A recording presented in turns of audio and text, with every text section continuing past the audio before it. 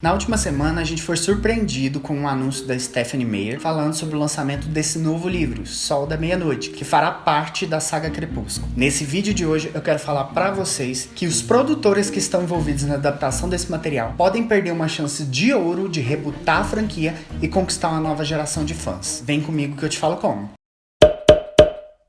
Olá meninos e meninas que leem, eu sou o Tico Farpelli, este é o canal Menino que Lê. E nas últimas semanas eu tenho me tornado um pouco mais empolgado com a saga Crepúsculo, como eu era há algum tempo atrás, principalmente por causa desse anúncio desse novo livro. A data de lançamento desse livro ficou pro dia 4 de agosto, mas já tá rolando aí a campanha e muita gente já tá comprando na pré-venda, o que mostrou pra muita gente que Crepúsculo ainda tem uma força muito grande dentro do mercado literário, e por isso uma nova adaptação desse livro, ela seria algo até desejável se eles quisessem encher os cofres com alguns milhões de dólares. Esse livro vai contar a história de Crepúsculo novamente, mas pela perspectiva do Edward. Agora nós vamos saber um pouquinho mais sobre o passado dele, sobre as angústias dele e o que levava ele a ficar tão reticente no relacionamento com a Bella. O que eu acho que vai ser uma boa explicação, porque às vezes eu achava que não tinha explicação nenhuma pra ele agir do jeito que ele tava agindo, mas eu vou entender melhor se eu ler esse livro, provavelmente. Isso é uma coisa que a E.L. James fez com Grey, que é o livro que vai contar 50 Tons de Cinza na perspectiva do Christian Grey, e que ela praticamente copiou da Stephenie Meyer, assim como toda a sua obra, né? Porque caso vocês não lembrem, 50 Tons de Cinza nasceu de uma fanfic de Crepúsculo, mas aí ela foi lá, fez esse livro e soltou. E a Stephenie Meyer ia soltar o dela também, só que desistiu porque vazaram alguns capítulos na internet e ela considerou isso uma grave infração aos direitos de autoria dela. Pois bem,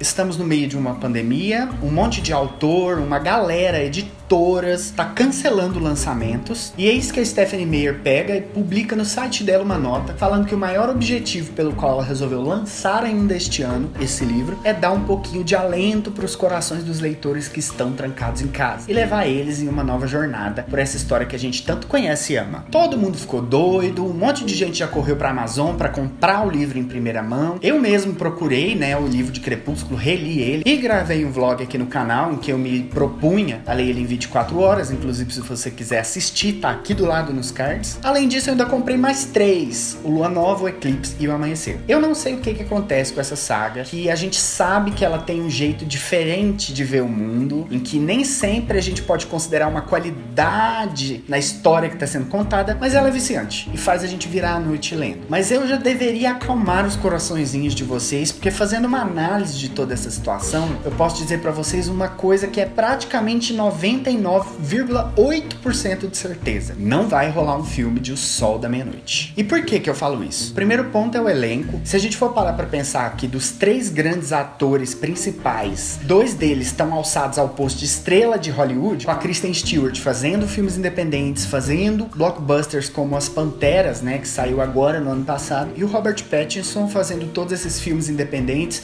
como o Farol, por exemplo, que foi muito elogiado, e envolvido agora na produção de The Batman, em que ele é o Homem-Morcego, o Bruce Wayne. O único que eu não tenho notícia é o Taylor Lautner, esse aí eu já não sei mais onde ele tá, inclusive se você souber alguma coisa dele, escreve aí nos comentários. De 3 atores principais, 2 eu tenho certeza que não voltaria. Isso é um grande problema para uma franquia que ficou marcada com esses rostos. Outro fator pelo qual eu acho que não vai rolar esse filme é o fato da história ser a mesma. Eu não tenho certeza ainda, porque eu não tenho noção se a história vai cobrir só o período de Crepúsculo, ou se ela vai cobrir os 4 livros anteriores, mas mesmo assim é a mesma história contada de outro ponto de vista. Tem algumas coisas novas, mas no fim é mais do mesmo. E estúdio nenhum iria gastar um alto orçamento, porque esses cachês de atores vão custar muito, e o roteiro parecido com o de um filme que já foi lançado, arriscando dar errado nas bilheterias. Se bem que Crepúsculo sempre quebrou essas barreiras, porque o primeiro filme era lá um filme quase amador, com efeitos visuais estranhos, e ganhou muito dinheiro nas bilheterias, fez mais 4 sequências, fechando em 5 sequências, que ganharam cerca de 3,3 bilhões de dólares nas bilheterias mundiais. E isso é muito chocante. Não é normal a gente ver um filme que foi massacrado pela crítica ganhar tanto dinheiro nas bilheterias. Mas qual seria a solução para resolver esse pequeno impasse? Por um lado, a gente tem os fãs que gostariam muito de uma adaptação desse livro, eu tenho certeza, e por outro, a gente tem os interesses econômicos do mercado cinematográfico, que ditam muita coisa, Eles não vão querer perder dinheiro com algo. Aí vem a minha ideia. Eu fiquei pensando sobre isso esses dias, eu nem sei se alguém já falou sobre isso, isso. E se falou, você me conta nos comentários. Como seria interessante um reboot de Crepúsculo como uma série de TV, da Netflix, da Amazon, de algum serviço de streaming. Pensa comigo, eles precisariam de um elenco novo. Se você for pensar alguns casos de filmes que não deram certo e ganharam sobrevida, você vai poder ver Desventuras em Série, por exemplo, que virou uma série da Netflix de 3 temporadas, Shadowhunters, que ganhou sobrevida depois daquele filme Os Instrumentos Mortais lá, que foi lançado nos cinemas, que também foi um fracasso. A gente sabe que Crepúsculo é pegajoso, a gente sabe que vai ter uma galera que vai fazer fandom, torcer pra ver alguma cena do livro na série, e é isso que faz com que essa ideia seja sensacional. Pensa comigo, você quer trazer uma história que já foi colocada, e o que é melhor? Trazer ela de um jeito que ela já foi feita ou de um jeito completamente novo? Então, quando você transporta isso pra série, você tem um orçamento menor, você pode reescalar todo o elenco e dar uma nova cara pra esses personagens, com atuações melhores do que a da Bella, por exemplo, que a Kristen Stewart e até mesmo Robert Pattinson não estavam muito inspirados naqueles filmes. Você tem a chance de fazer toda essa história de novo, o que vai puxar aquela base de fãs antiga e vai conquistar uma nova geração. E o melhor de tudo é que você não vai contar essa mesma história, literalmente, né, igualzinha como aconteceu com essas outras duas séries que eu citei. Você vai contar a história do romance dele com a Bella, mas você vai trazer o passado do Edward, como era na época da guerra lá, que ele tava quando ele era jovem, que morreu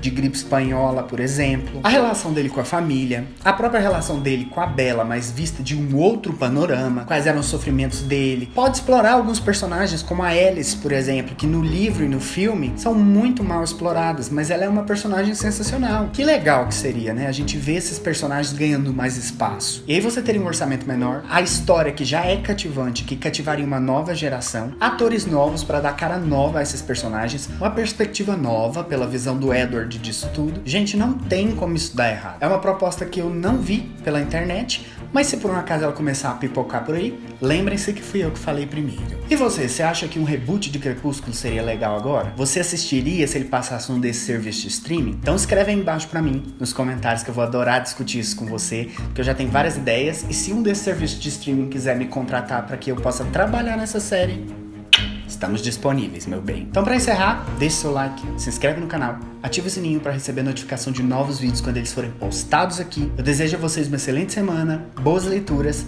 e a gente se vê no próximo vídeo. Beijão!